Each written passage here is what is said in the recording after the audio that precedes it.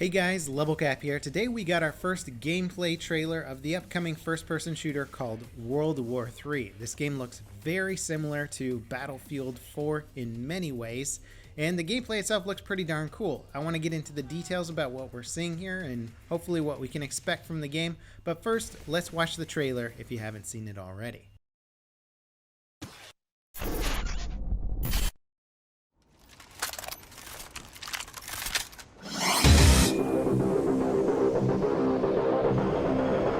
This is HQ.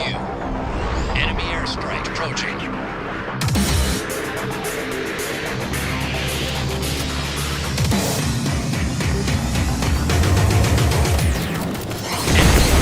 Fire incoming.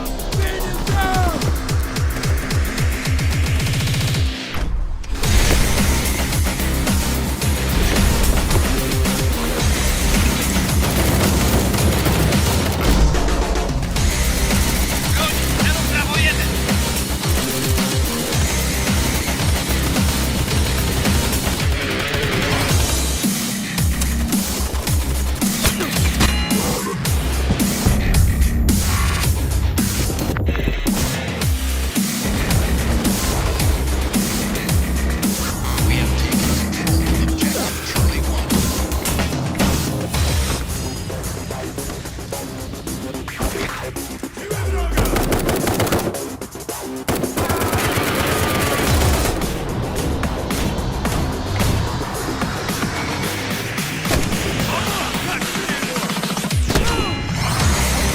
This is Sergeant Reed.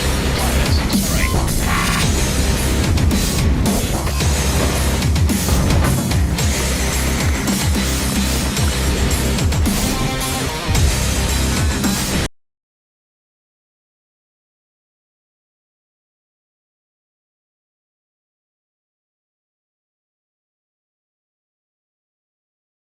Well, so if you guys were disappointed when you heard out that the latest Battlefield game is going to be World War II and not modern military, this might just fill that spot for you. This looks so similar to a Battlefield game, it is ridiculous. Certain scenes of this, you could easily overlay a screenshot in a Battlefield 4 promotional campaign and think that, hey, maybe that is a screenshot of actual Battlefield 4. Some of the maps here look like Warsaw and stuff like that. The gameplay looks very cool. It looks like BF4, and the weapon modification and attachments look awesome. The developers are going for realistic, modern military weapons that you would see, use, and equip in real life, and lets you unlock tons and tons of different attachments and stuff like that. It's going to be a team-based game with 64 players, 48 players, 32 players, depending on the map size. There will be squads. There's not going to be classes, but it sounds like players will be able to fully customize their character's loadout, basically.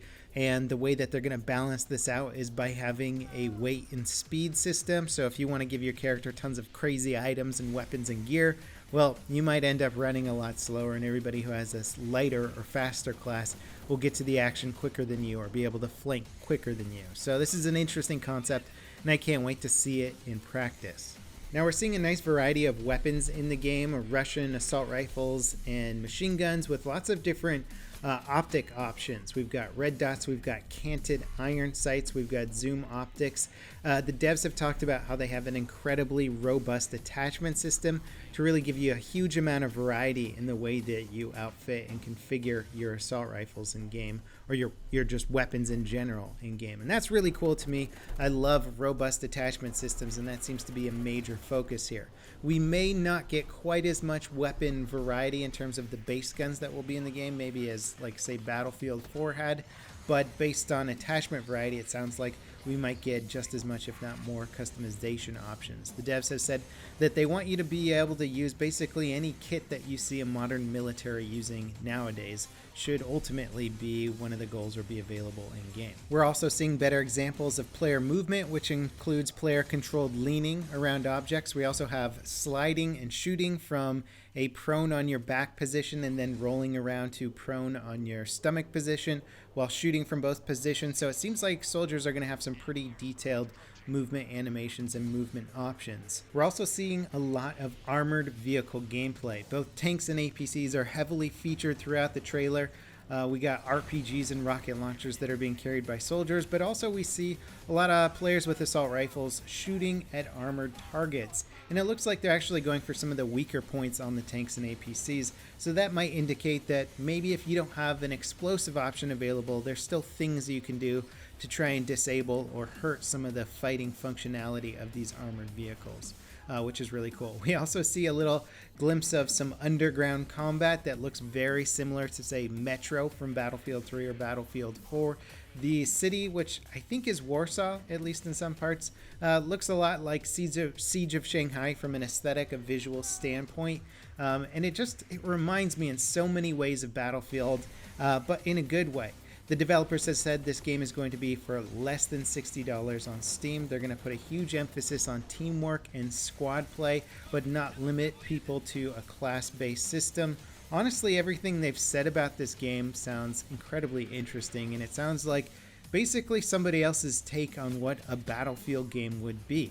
And it's so great to see somebody else competing in this genre now. A 64-player, all-out vehicle warfare-based game in massive open urban environments with modern technology and maybe a slight bit of future tech in terms of like drones that are being developed today. Maybe they're available in the game now. And so that's kind of the premise here. It's like mostly modern, currently available weapons with a little bit of stuff that might be available in the next few years or so. The developers also did a really good AMA back in June where players asked them every and any question you can imagine about this game, which is where a lot of my information today is coming from.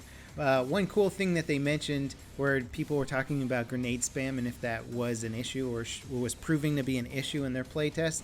And the devs said that there's actually going to be friendly fire, so excessive use of grenades or grenade spam would lead to a lot of team kills or team damage. So that'll be interesting. Hardcore players might find this really attractive, as it means every player is going to have to be much more careful with their weapons. In my experience on a game of this scale, with friendly fire enabled, it means there's going to be a lot of friendly fire happening, which could be annoying at times, but I guess once there's more experienced players in there, it'll be an interesting way of balancing things out, especially things like grenade spam, which have been a huge issue in other Battlefield games. So I'm curious to see how that plays out as well.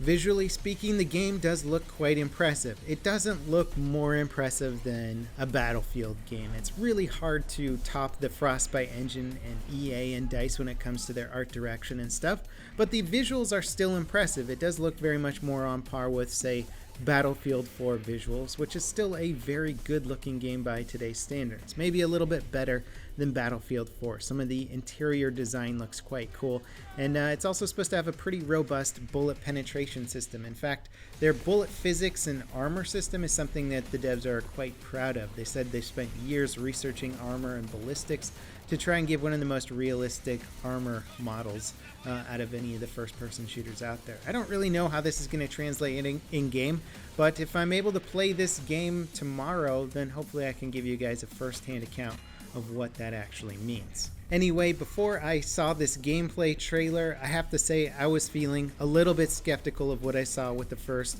reveal trailer for this, because you can make a really good-looking, flashy, cinematic trailer with a very basic or boring gameplay behind it. It's not hard to do with the right editing skills and the right directing skills. But now that I've seen the gameplay trailer, it really does look like World War III is going to be the game that people are expecting it to be. A modern military first-person shooter with a strong emphasis on teamwork, which also includes armor-based combat and squad-based combat. I cannot wait to get into early access and play this.